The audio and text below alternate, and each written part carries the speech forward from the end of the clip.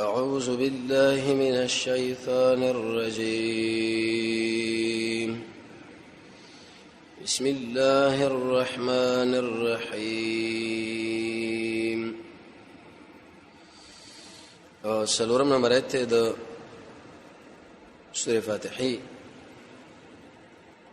اول نمبر آیت کې الله دعوه کې خدا الحمدلله به دلیل دا ټول صفاتونه د کمال الله لره دي. د غېډېري وجه دی یو وجه ده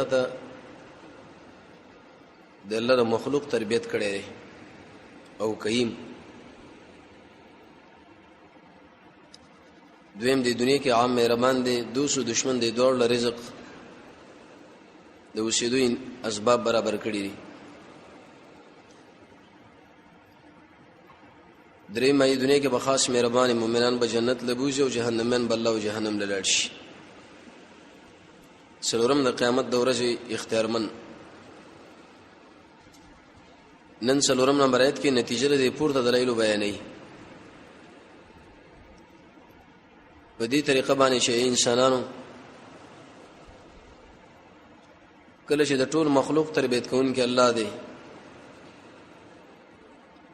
عام او خاص مهربان هغه او د قیامت د ورځې اختیارمن هغه دی، نو معلومه ده شو چې بندګیم دی الله لپاره کار ده. ځکه کمال الله کې دی، ډېر لوی ذات دی.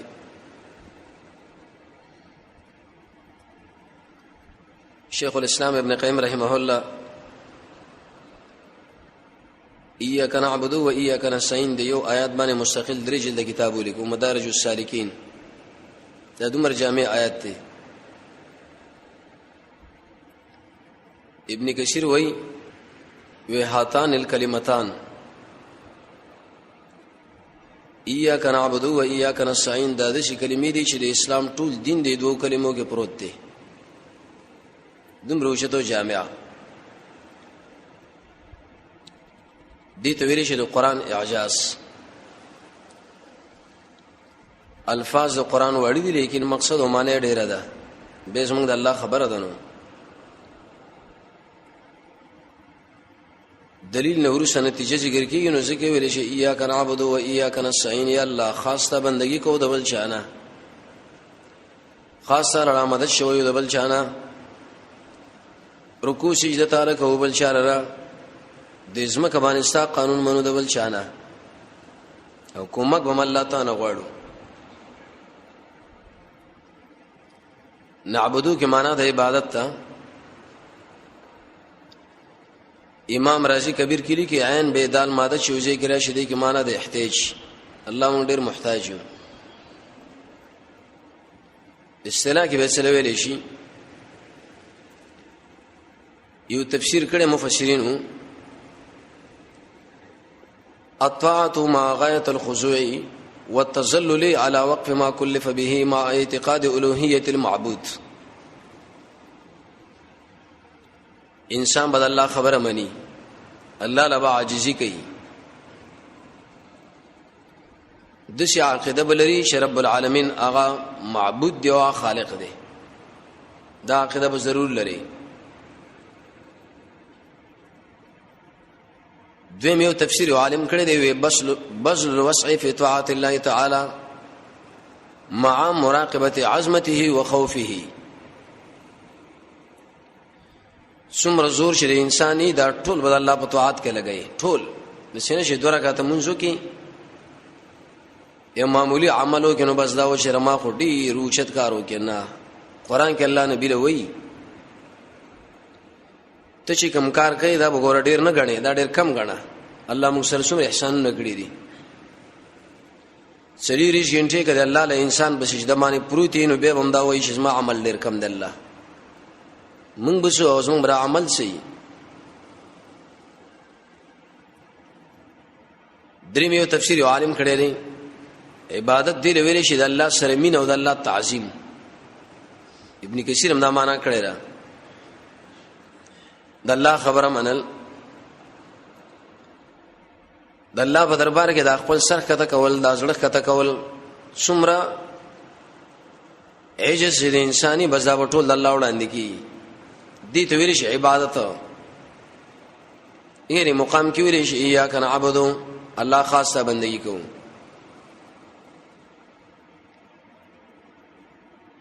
دنیا کې به څلور قسم انسانان ژوند کوي. یو قسم د خلک دي چې هغه د الله بندگی کوي خو لیکن اخلاص پکې نه وي. ای سره دا غمې چې داخله زموږ توصیف څنګه وکي دا ډېر تاوان ولا خلک دي. حدیث کې راځي چې انسان مناول الله جهنم ګرمي ځان دې مسړې کې او اس پیدام پیرانه لا. دویم قسم د خلک دي چې یې اخلاصي خو لیکن عمل پکې نه وي دا نقصان دی. دریم قسم د انسانان دي چې عملم کوي او ایګه اخلاص می دا نو ډېر کمال والا خلک دي. عمل بم کوي او به الله لپاره کوي. څلورم قسم خلک دي چې نه به اخلاص شته نه به عمل شته دي سړي سره خو بالکل د الله کار نشته دا به څه کوي نه درکې عمل شته نه درکې اخلاص. مفسرین ذکر کوي چې ایاک نعبد دا معنا حقیقت عبادت دا معنا الله تعالی مونږ ذلیل یو تعالی مونږ عاجز یو استاد سره ډیره مینه ده. څنګه مینه سلف وجه کوم مینه کوله آی بچ د شپې او د کېدل نه به ژړل وير د الله نه یو غنټه دو غنټې مونږ جدا کیږو دا اشاره معلومات کی چې سره مینه یې زیاته یو ملګری دی اوستانه جدا کیږي نو به تعالی د معلومات کیږي سره د دینه چې دا خوب تبعی شری سلب به خپه کېدل. یو صحابي راغی نبی صلی الله علیه وسلم دروازه ټک ټک کړه کله چې الله نبی را بار شو ولی څه مسله ده وی ویل یا رسول الله خپل اهل عیال سره کور کې ناستم بچی می مو اولاد می مو زنانا خويندې و غیره زړه باندې مې سره وګرځېدې دنیا کې عالم صافاله دا که جنت له داخل شو زمونږ بیا دیږي واقعي ځکه به بس سره زمونږ ملاقات نه کیږي. صحابه سره غم داو.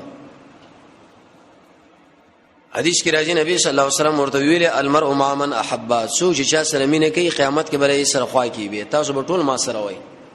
نبی صلی الله علیه وسلم ورته ویلي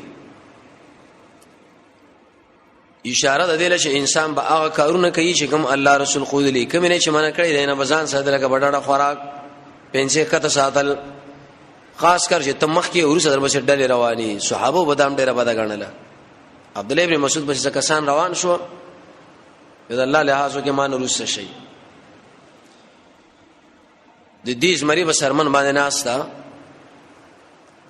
نور هغه کارونه چې کوم شریعت منع کړی دي تکلف باندې خبره تصنع اين ځان ساته او بس مسله به جوړ شي. به څلور قسمه عاجزی ده.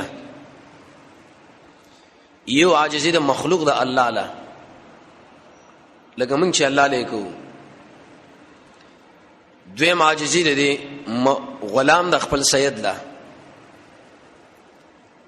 دریم د عاجزی ده چې هغه عاجزی ده محب ده خپل محبوب له دانو د کمال والا شی دی. بل چې عابد د خپل معبود له عاجزي کوي. مونږ به الله سره مینه لرو دین اور سره به جوړیږو. بیر عبادت فائدہ سره بعض علماء په دی وجبانه مونږ د الله بندگی کوو چې الله امر کړی دی او بس مونږ تیار شو الله یو کوي مونږ یا رب بالکل تیار یو سامر مونږ منو. دویم قول علماء ذکر کړي په دینیت به انسان عمل کوي چې ځان الله لنجدي کی کوشش بغیر ریاضت. دریم قول باز علماء ذکر کړي موږ په دینیت باندې کوو چې د الله نه عوض کی جنت اخلو لکه عام قدره او غیره د عقیده لري معتزله. موږ عبادت په دینیت باندې کوو چې د الله د انعامات او شکر ادا شیو الله په راضي شي دعا د الله د امر منلو شي درې د الله سره مینه وشي سلو مینه کوو الله سره څنګه مینه حتی سلف بدا تعبیر کوو وکله چې موږ سجده کوو نو دومره خو موږ لرا کوي لګوي الله نه د تعبیر دې شه دي علماء کړي دي. الله تعالی نه انسان و مچ اخلي په دې کیفیت دا اوس تعبیر دی چې کړه د موږ تاسو د فهم د پاره دا کوو موږ خپل سجدي ګورئ نو زمونږ سجده دای چې دا موږ څومره مختصر شي تیک تکیو دی وجدا چې د نظر جوړ نه برابر نه دی دی کیفیت باندې انسان مونږ کې چې د خپل تندې د الله د خو د منځ کې ما یو خود دلې ته به ګورې دي سجده خوان لا څومره خوان درېږي به اياک نعبد ویل د شونه ویل شنه عبادت کا یو د الله تعظیم د وجه اياک زمير راجع دی الله لا الله چونکه مخکې نو زکه دی مقام کې د خپل اکرام د وجه نه الله دا اياک مخکې راوړي الله خاص تا د بلی چانه کو دویم عبد الله ابن عباس وی تخصیص لپاره دې به څه مقصد مشرکین د الله بندگی کوي د غیر الله کوي موږ سوې نه خصوصا بل عبادت ولا نعبد غیرک څومره اقسام د بندگی چې دی الله ټول ته پوری خاص دی هیڅ څوک سره شریک نشتا نه په انسانانو کې نه پیرانو کې نه جن ملائکو کې نه مړو کې نه ژوندو کې بلکې تو دریم دې ایتونو اندازه الله معلومه کړ دین ای په اخر کې نونو نستعين په اخر کې نونو مخ یو کو د ایاکا څلورم دی وجنه ان شاء الله مخ کې پیدا ده نو ایاکه مرده مخ کې بنظم ناشا وجداله عابد شکل بندگی کوي نو پکار دا شاول خپل نظر ټول پر معبود باندې ورواچوي انا کله چا بندگی کوي د الله دا غوړي روشت ذات ته د مخیتون کې الله غایب تعبیرو کې لله رب رحمان رحیم مالک دلته ویل ایاکا مفسرین ذکر کوي چې دا مقام توجه دی وسنو تعارف کې غایب شي غي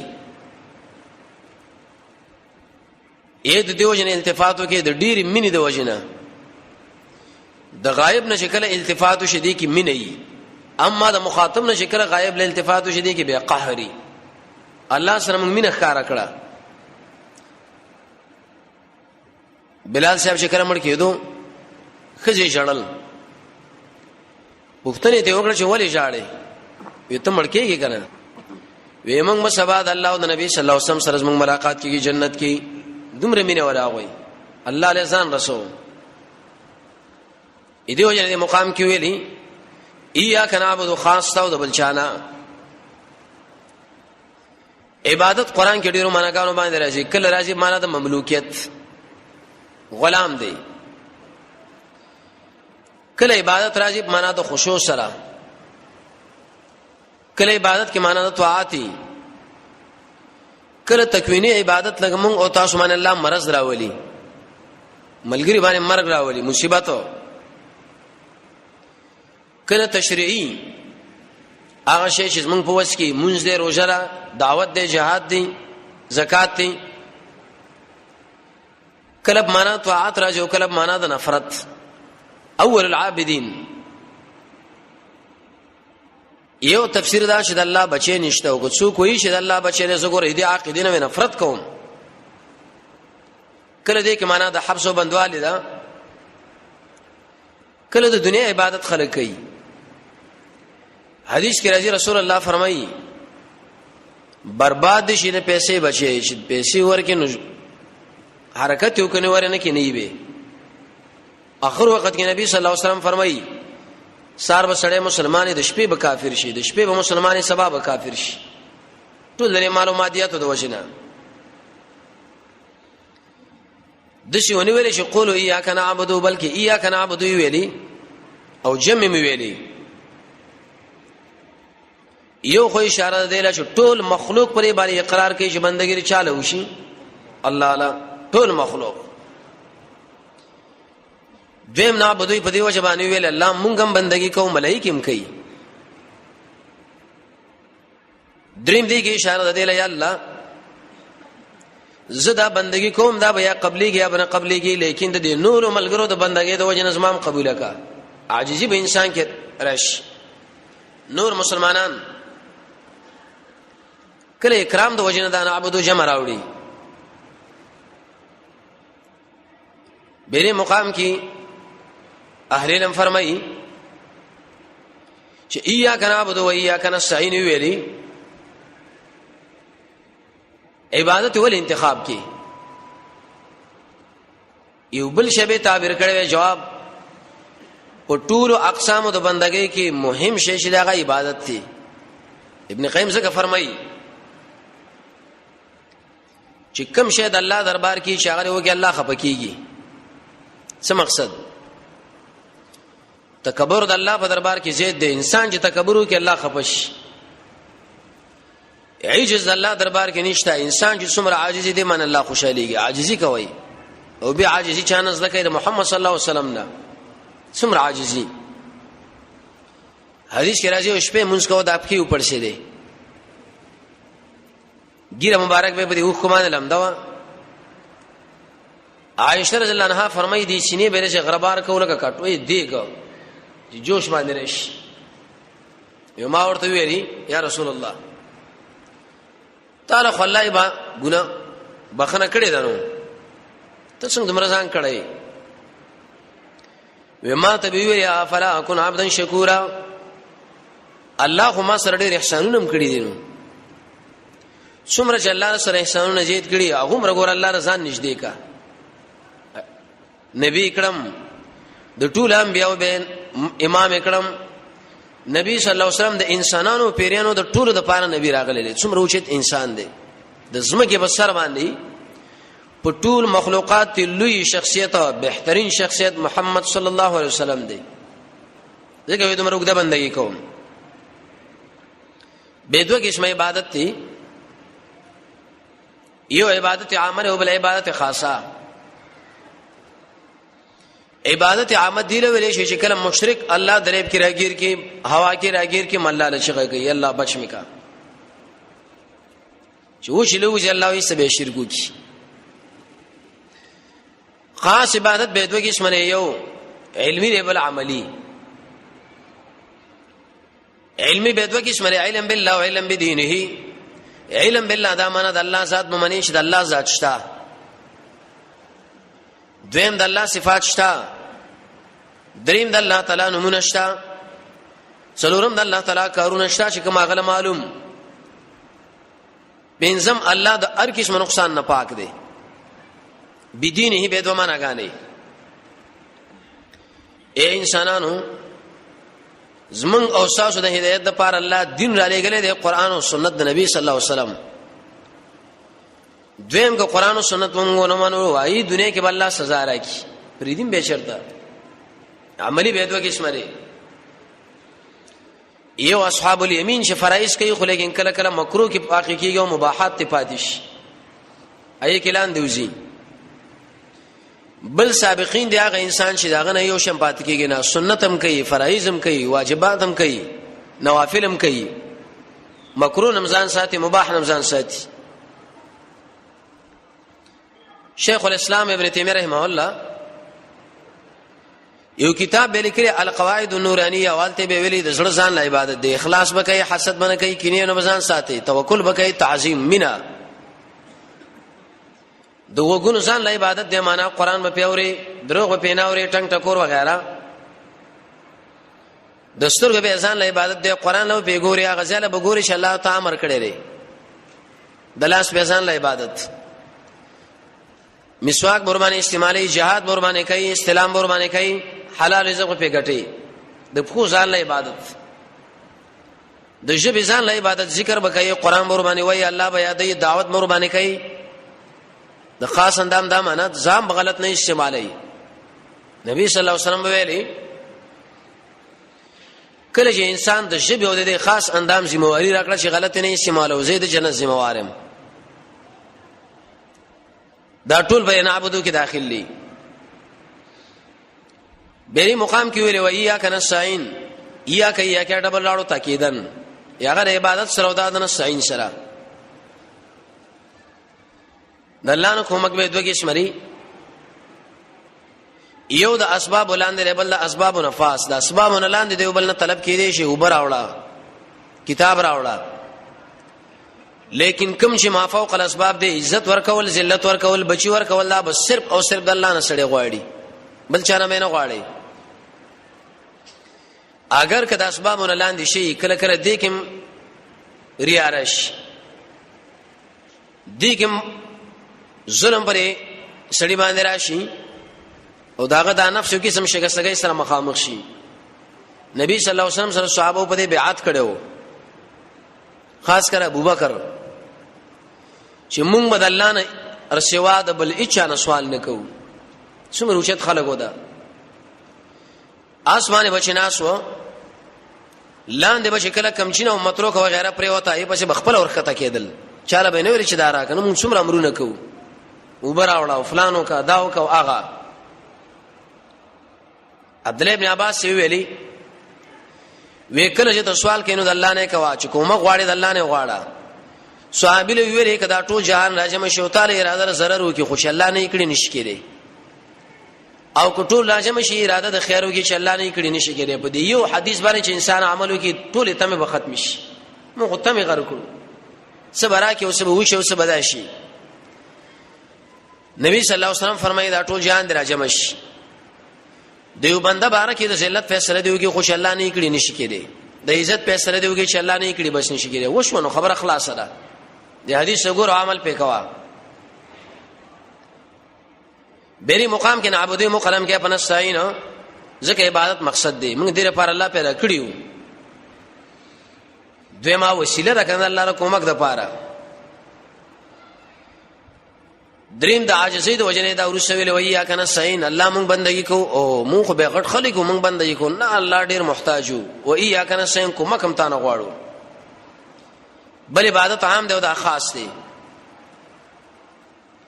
نعبد لفظ ک الله رضو کې قدر یو باندې او نستعين ک الله رضو کې دی جبر یو باندې، لکه څنګه چې نواب صاحب دا خبره کړې ده معنا دا ایتونه بدای.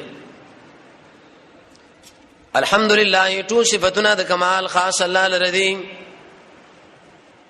رب العالمین هغه الله چې ټول مخلوق تربیت کوونکی دی.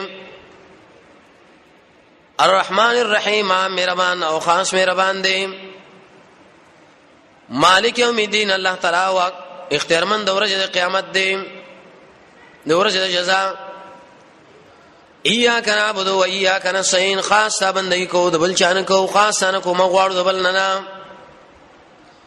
اهدنا الصراط المستقيم وقام لنا غلارا صراط الذين لا ارضا کسانو انعمت علیهم چې تا په نعمت کړي لري، غیر المغضوب علیهم غضب نه دی شوی پای باندې نه خلق گمراه، یا نه لار دا کسانو چې غضب پېښ شوی دا نه لار دا کسانو چې گمراهان دي.